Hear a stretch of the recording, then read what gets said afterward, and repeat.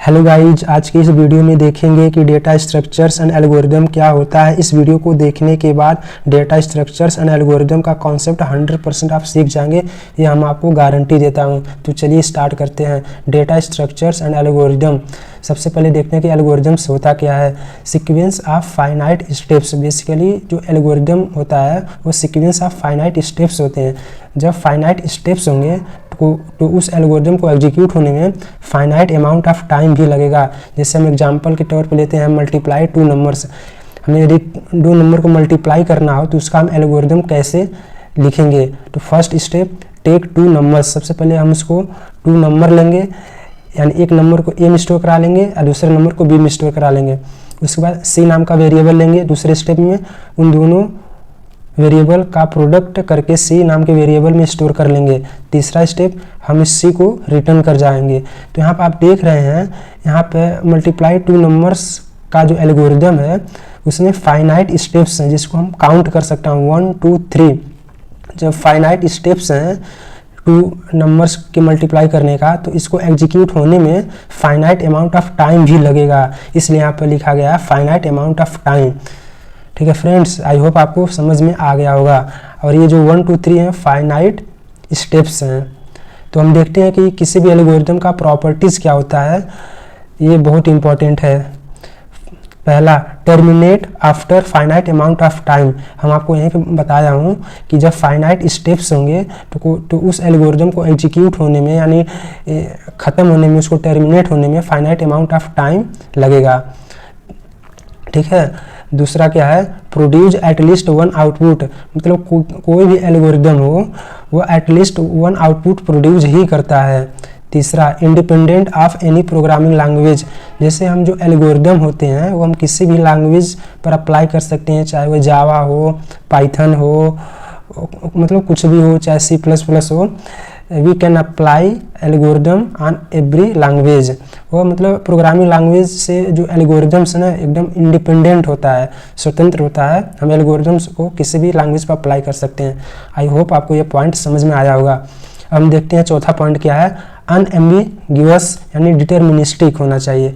अनएम्बिग्यूअस का मतलब ये है, जैसे हम आज ये एग्जाम्पल जो लिए थे मल्टीप्लाई टू नंबर्स का, यदि हम ये एल्गोरिदम लिखे हैं तो आज जैसे 2 × 3 का जो आउटपुट आ रहा है 6, तो 10 साल बाद भी 2 × 3 का जो आउटपुट है वो 10 नहीं आना चाहिए, वो 6 ही आना चाहिए। तो एम्बिगुअस का मतलब यही है कि आज से अगर हम 100 साल बाद भी देखें तो उसका रिजल्ट जो है सेम आना चाहिए जो 100 साल पहले आ रहा था। 2 × 3 = 6, यदि आज ये 6 आ रहा है तो 100 साल बाद, 200 साल बाद भी 2 × 3 करने पे 6 ही आएगा, 10 नहीं आएगा। इसी को हम कहते हैं अनएम्बिगुअस, यानी एम्बिगुअस नहीं होना चाहिए, अनएम्बिगुअस होना चाहिए।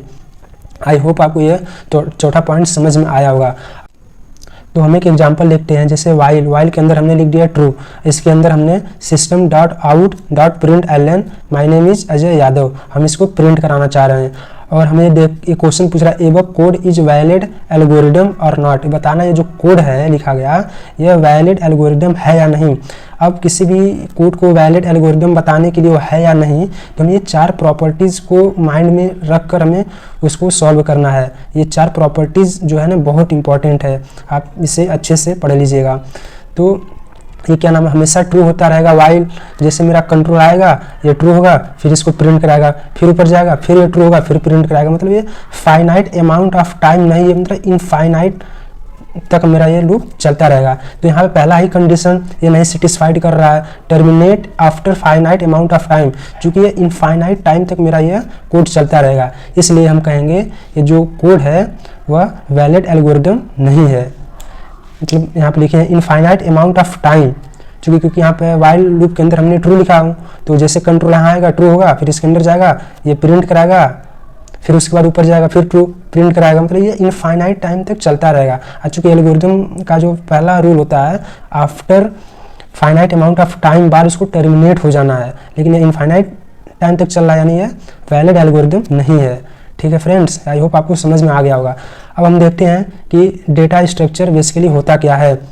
बेसिकली डेटा स्ट्रक्चर क्या होता है, to store the data in a structured manner, मतलब किसी भी डेटा को एक स्ट्रक्चर्ड मैनर के फॉर्म में स्टोर करना ही डेटा स्ट्रक्चर कहलाता है। आई होप आप समझ में आया होगा कि किसी भी डेटा को एक स्ट्रक्चर्ड मैनर में स्टोर करना। To store the data in a structured manner, structured manner is very important key point in the data structure.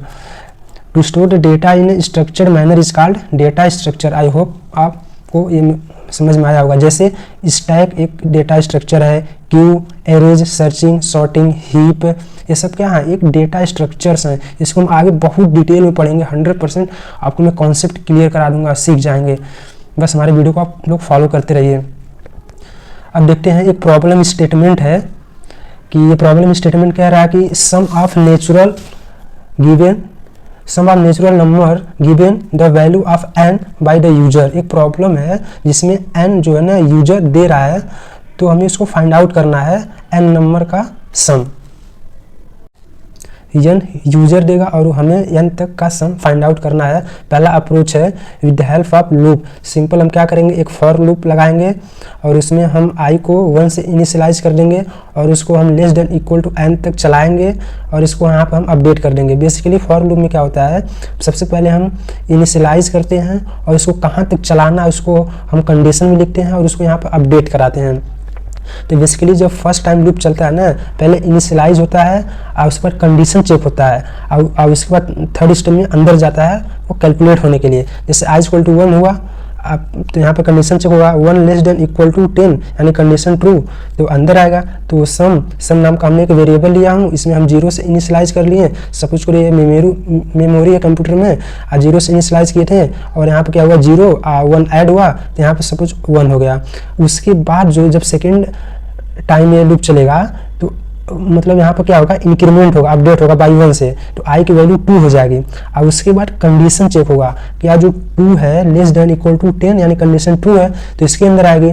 तो हमारा वैल्यू क्या हुआ था, 1 हुआ था, 1 अब प्लस 2 कितना हो जाएगा, 3 हो जाएगा। और फिर उसके बाद बाई 1 से इंक्रीमेंट हो जाएगा, तो i की वैल्यू 3 हो जाएगी। क्या 3 less than equal to 10, yes true. तब क्या अंदर कंट्रोल अंदर आएगा, तो सम में क्या हो जाएगा 3 ऐड हो जाएगा, तो 3 अब प्लस 3 6 हो जाएगा। फिर i इक्वल टू क्या होगा 4 होगा, अब फिर 4 होगा, फिर कंडीशन चेक होगा 4 लेस देन इक्वल टू 10, ये कंडीशन ट्रू है। जैसे ट्रू है कंट्रोल अंदर आएगा, फिर सम में ये ऐड हो जाएगा 4, तो क्या हो जाएगा 6 प्लस 4 इक्वल टू 10 हो जाएगा। फिर i इक्वल टू क्या हो जाएगा 5 हो जाएगा, या 5 लेस देन इक्वल टू 10 ये कंडीशन ट्रू है, तो 10 अब प्लस 5 कितना हो जाएगा, कंप्यूटर की मेमोरी में 15 हो जाएगा। फिर i इक्वल टू क्या हो जाएगा 6 हो जाएगा, इंक्रीमेंट होगा। और फिर उसके बाद कंडीशन चेक होगा, क्या 6 लेस देन इक्वल टू 10 ये कंडीशन ट्रू होगा, तो मेरा कंट्रोल इस लूप के अंदर आएगा। फिर क्या हो जाएगा 15 और 6 21 हो जाएगा। और फिर उसके बाद i की वैल्यू क्या हो जाएगा 7 हो जाएगा, क्या 7 लेस देन इक्वल टू 10 ये भी कंडीशन ट्रू, तो 21 और 7 क्या हो जाएगा 28 हो जाएगा। फिर क्या नाम है इंक्रीमेंट होगा, i इक्वल टू 8 हो जाएगा। अब यहाँ पे जो है 8 less than equal to 10 condition true है, तो यहाँ पे आएगा 28 में 8 ऐड होगा तो हो जाएगा 36। उसके बाद i इक्वल टू 9 हो जाएगा, बाई 1 से इंक्रीमेंट हो जाएगा। 9 less than equal to 10 condition true है, तो 36 और 9 45 हो जाएगा। और उसके बाद i इक्वल टू 10 हो जाएगा, तो 10 लेस देन इक्वल टू 10 यानी कंडीशन ट्रू है, तो 45 और प्लस 10 कितना हो जाएगा 55 हो जाएगा। तो ये जो मेरा सम है वो 55 को रिटर्न कर जाएगा। देखते हैं कि अप्रोच 2 क्या है। अप्रोच 2 में अप्रोच फ्रेंड इसलिए आता है ना क्योंकि जो एल्गोरिदम है ना, एल्गोरिदम के जरिए हम टाइम कॉम्प्लेक्सिटी को रिड्यूस करते हैं, स्पेस कॉम्प्लेक्सिटी को रिड्यूस करते हैं। एल्गोरिदम आया ही इसलिए कि हम इसको कुछ ऐसा ही बनाएं कि वो मतलब कि कोई भी प्रोग्राम एग्जीक्यूट होने में कम टाइम ले, कम स्पेस ले, इसलिए एल्गोरिदम आया। ठीक है फ्रेंड्स, आई होप आपको समझ में आया होगा। तो हम सेकेंड अप्रोच में क्या करेंगे ना, हम लूप नहीं लगाएंगे, विदाउट लूप ना एन नेचुरल नंबर का हम सम फाइंड आउट करेंगे। तो क्या करेंगे फ्रेंड्स, आपको पता होगा क्लास 5-6 में पढ़े होंगे, सम ऑफ एन नेचुरल नंबर का जो फार्मूला होता है एन कोष्टक में n प्लस 1 कोष्टक 1 डिवाइडेड बाई 2। तो हम इसी जो क्लास 5-6 में आप पढ़े हैं, हम इसी फार्मूला का यूज करके टाइम कॉम्प्लेक्सिटी को हम रिड्यूस कर देंगे। आई होप आपको समझ में आया होगा। आई होप आप ये फार्मूला पढ़े भी होंगे क्लास 5-6 में। तो हम क्या करेंगे, एक सम नाम का वेरिएबल लेंगे और इसको हम 0 से इनिशियलाइज कर देंगे। तो कंप्यूटर की मेमोरी में सम नाम के रेफरेंस पर 0 इनिशियलाइज हो जाएगा।